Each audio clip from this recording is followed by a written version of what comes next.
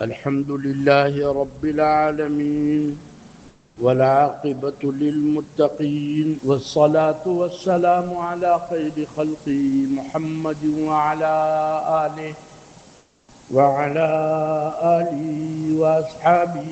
أجمعين. أما بعد فأعوذ بالله من الشيطان الرجيم. بسم الله الرحمن الرحيم. من كان يظن أن لن ينصره الله في الدنيا والآخرة فليمدد بسبب إلى السماء ثم ليقطع فلينظر هل يذهبن كيده ما يغيظ. وكذلك أنزلناه آيات بينات وأن الله يهدي من يريد. صدق الله مولانا العظيم. اللهم صل على سيدنا ومولانا محمد وعلى آل سيدنا ومولانا محمد كما صليت على إبراهيم وعلى آل إبراهيم إنك حميد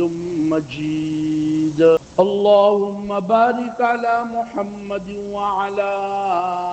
آل محمد كما باركت على إبراهيم وعلى آل إبراهيم إنك حميد مجيد. سورۃ حج 4 طبقات اس میں. ایک وہ بے دین گمراہ طبقہ انسانوں کا اور شیطان انسانی اور جنی ان کی عقل کے ساتھ کھیلتے ہیں، ان کو بے وقوف بناتے ہیں، خواہشات میں مبتلا کرتے ہیں، گمراہ کرتے ہیں، جہنم کی طرف لے جاتے ہیں. دوسرا طبقہ وہ ان شیاطین کا جو گمراہ کرنے والے ہیں، لے کر چلنے والے ہیں، اس کی گمراہی اور ان کی دنیا آخرت کی رسوائی کا بھی ذکر ہوا. تیسرا طبقہ اصحاب اغراض کا کہ کبھی مومنوں کی طرف کبھی کافروں کی طرف درمیان میں لٹکے ہوئے اغراض کے بندے، اور جہاں غرض پوری ہوئی اس کی بولی بولنے لگے، اس کی طرف چلنے لگے. ان کی دنیا آخرت کی تباہی کا بھی ذکر ہوا. چوتھا خوش قسمت طبقہ، عالی ہمت طبقہ، حوصلے والا طبقہ، ایمانیات میں پختہ طبقہ، اعمال صالح میں پلے بڑھنے والے صلحاء کا، اولیاء کا، دینداروں کا وہ عظیم باہمت طبقہ جو ہر وقت صرف ایک اللہ کی چاہتوں کو سامنے رکھ کر کے اپنی زندگی کی ترتیب قائم کرتا ہے، اور وہ دنیاوی فائدہ اور نقصان اس سے بالا ہو کے دیکھتا یہ ہے کہ میرے رب کی چاہت کیا ہے. بس رب کی چاہت کے خاطر وہ حرکت میں آتے ہیں، اسی خاطر محبت کرتے ہیں، اس کے خاطر بغض کرتے ہیں، اس کے خاطر لڑتے ہیں، اسی کے خاطر صلح کرتے ہیں. ان کے سامنے ایک رب کی چاہت، ان کی مرضی اور ان کی اطاعت، اس میں وہ لگتے ہیں.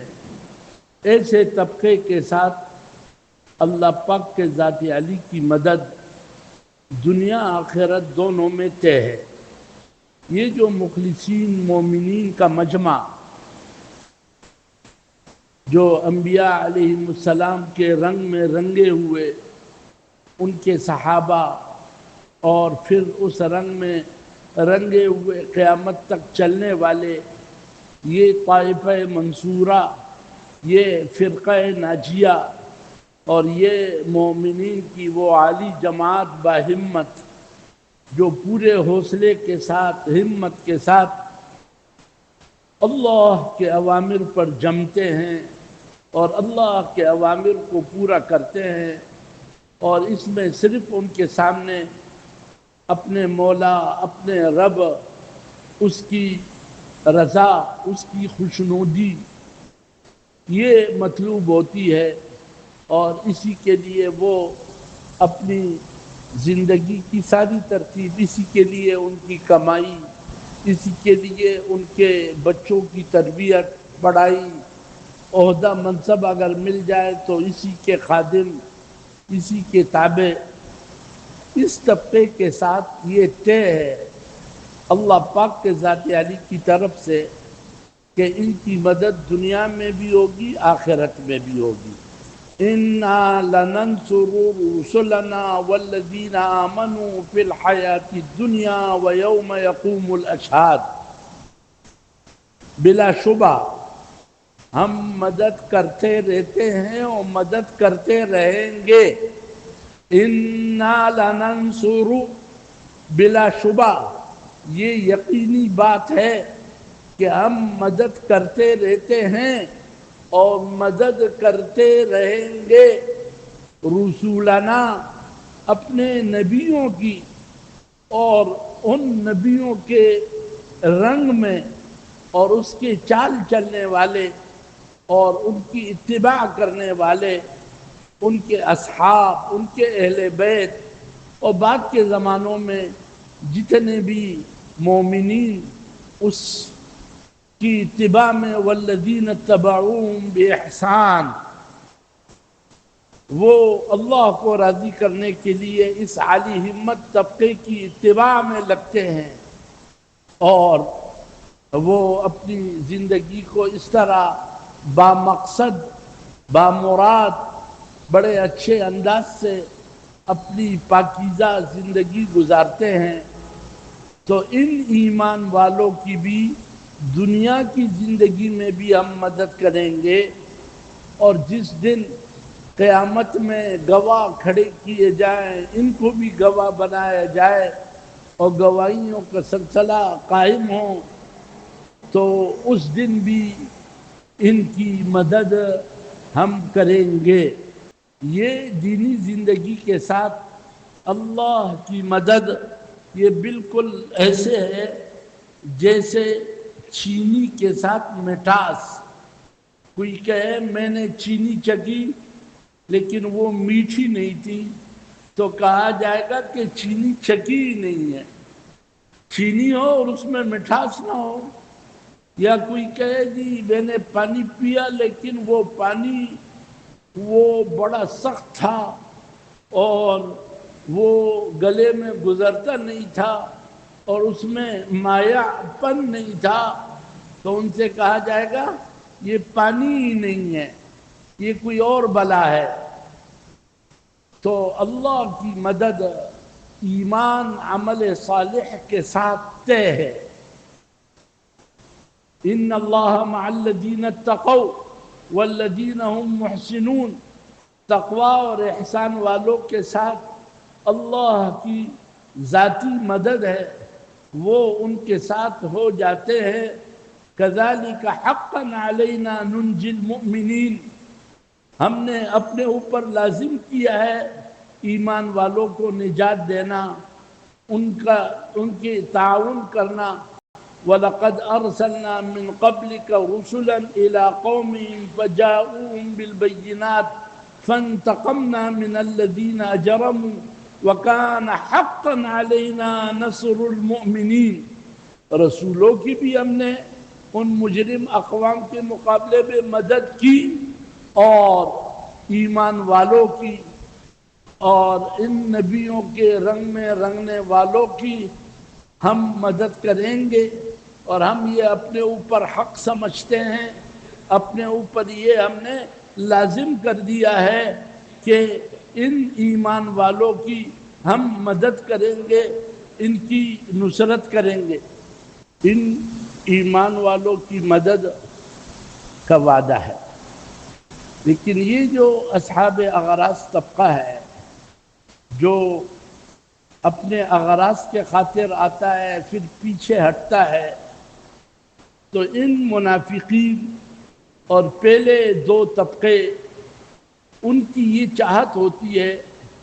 کہ نبیوں اور نبیوں کے ساتھ دینے والے ایمان والے ان کی اللہ مدد نہ کرے، اور وہ ان کی جب اللہ پاک کے ذاتی علی کی طرف سے مدد آتی ہے ان کو اللہ غلبہ دیتے ہیں، ان کے اہداف پورے ہو جاتے ہیں، ایمان و تقوی کی فضا بنتی ہے، اعمال کی فضا بنتی ہے، تو یہ لوگ انتہائی جلتے ہیں اور ان کی پوری کوشش ہوتی ہے کہ اللہ کی مدد ان ایمان اعمال صالحہ والوں کے ساتھ نہ ہو، اس کی وہ پوری تدبیر کرتے ہیں۔ اس آیات مبارکہ میں اللہ تبارک و تعالی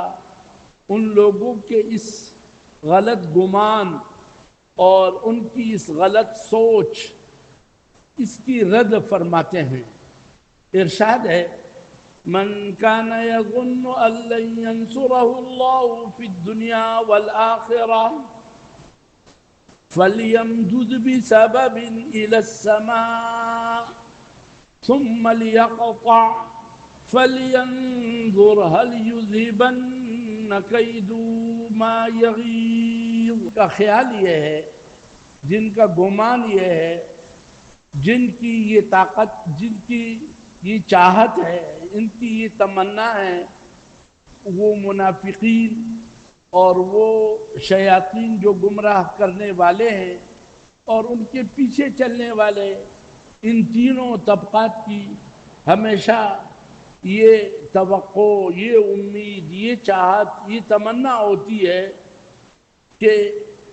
نبی اور نبی کے متبعین کی اللہ مدد نہ کرے، کہیں ان کے اہداف پورے نہ ہو جائیں، دین کی فضا نہ بن جائے، تقوی کی فضا نہ بن جائے، اور وہ تقوی کی فضا بن نہ جائے، اس کے لیے یہ لوگ ایڑی چوٹی کا زور لگاتے ہیں اور اپنی پوری تدبیر کرتے ہیں کہ کہیں سے حقیقی اسلام، فطری اسلام جس میں بڑی کشش ہے، وہ اگر صرف وجود میں بھی آ جائے تو ساری طبیعتیں اس طرف مائل ہو جائے گی، اس میں امن ہے، اس میں سچائی ہے، اس میں غریب پروری ہے، اس میں ایک دوسرے کی حقوق کی ادائیگی ہے، کسی طبقے کا دوسرے طبقے پر ظلم نہیں ہے، مالدار اس میں سخی بنتا ہے اور وہ غریب پرور بنتا ہے، اور غریب اس میں ایک خودداری آتی ہے اور وہ اپنی حاجت مالداروں پر ظاہر نہیں کرتا، اور خواتین میں پاک دامنی آتی ہے اور وہ شوہر کی اتباع کرتی ہے، اس کی مانتی ہے، شوہروں میں ذمہ داری کا احساس پیدا ہوتا ہے اور وہ خواتین کے حقوق کو ادا کرتے ہیں، بچوں میں ماں باپ کے اطاعت کا ایک عجیب جذبہ بیدار ہو جاتا ہے، تو ماں باپ میں اور بڑوں میں ایک عجیب شفقت اور ایک عجیب جذبہ ابھرتا ہے اور وہ اپنے بچوں کے حقوق ادا کرتے ہیں، بھائیوں میں محبتیں ہوتی ہے، پڑوسی کے لیے خیر کا ذریعہ ہوتا ہے۔ اگر اس معاشرے میں ان ایمان والے اور ان اعمال صالحہ والوں کے معاشرے میں 1000 آدمی ہیں اور ان میں سے ہر ایک کی چاہت ہو کہ مجھے ملے یا نہ ملے لیکن میرا بھائی محروم نہ ہو، تو ایک کو دینے والے 999 ہوں گے۔ تو جس معاشرے میں ایک کو دینے والے 999 ہوں، ہر طبقہ دوسرے طبقے کے حق کی ادائیگی، اس کی عزت و ناموس کی حفاظت اور اس کی سہولت اور اس کی آسانی کا ذریعہ ہو، تو جیسے اس ایک کو 999 حضرات کا تحفظ حاصل ہے اور نصرت حاصل ہے اور مدد حاصل ہے، اس طرح یہ ایک بھی 999 کا پورا خیر خواہ اور ان کے لیے دعا گو اور ان کے لیے خیروں کا ذریعہ۔ تو واقعہ یہ ہے کہ یہ دینی زندگی یہ سارے طبقات کے لیے بالکل دنیا کی زندگی بھی جنت کا نمونہ بنا دیتی ہے اور دل جڑے ہوئے ہوتے ہیں۔ اور واقعہ یہ ہے کہ یہ جب بھی یہ فطری دین وجود میں آیا تو آپس میں ایسی محبتیں ابھری ہیں اور ایک دوسرے کو سنبھالا ہے، اور اس میں سب سے اعلیٰ کردار حضرات صحابہ کرام کا اور حضرات اہل بیت کا اور ان کے باہم محبتوں کا اور خیر خواہی کا۔ بکری کی ایک سیری 7 گھروں کا چکر کاٹتی ہے۔ ایک گھر میں بکری کی سیری آئی، اس نے سوچا مجھ سے زیادہ میرا پڑوسی وہ ضرورت مند ہے، وہ اپنے پڑوسی کے پاس بھیجتا ہے اور وہ پڑوسی یہ سوچتا ہے کہ میرے ساتھ والے پڑوسی تک پہنچ جائے۔ 7 گھروں کا چکر کاٹ کے جس گھر سے چلی تھی اس گھر تک وہ سیڑھی دوبارہ پہنچ گئی، اور ہر ایک اس رخ پر ہے کہ دوسرے کو ملے۔ ایک سیڑھی نے 7 گھروں کو جوڑ دیا اور اپنے سے زیادہ اگلوں کا خیال۔ زندگی میں تو رہا، مرتے مرتے بھی یہ عالی ہمت طبقہ ایسا کہ بالکل آخری وقت ہے، جان نکل رہی ہے، اور ایک صاحب پہنچے کہ یہ جو شہید ہو رہا ہے اس کو پانی کی ضرورت ہے اور میں اس کو پانی پیش کروں۔ وہ پانی پیش کرتا ہے، لیکن قریب میں ایک دوسرا پیاسا ہے اور اس کی بھی آخری وقت ہے۔ وہ دنیا سے جاتے جاتے اشارہ کرتا ہے کہ یہ جو 7 والا میرا ساتھی ہے پانی اس کو دے دو۔ اس کے پاس جاتا ہے تو وہ اگلا اپنے اگلے ساتھی کی طرف اشارہ کرتا ہے، اور جب اس کے پاس پہنچتا ہے وہ شہید ہو جاتا ہے۔ دوسرے کے پاس آتا ہے وہ بھی شہید ہو جاتا ہے۔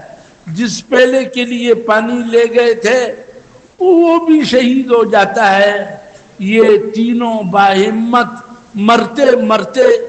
جینے کا سلیقہ سکھا گئے کہ جینا ہو تو ایسے جیو، فکر کرو تو اس طرح کرو۔ سبحان اللہ،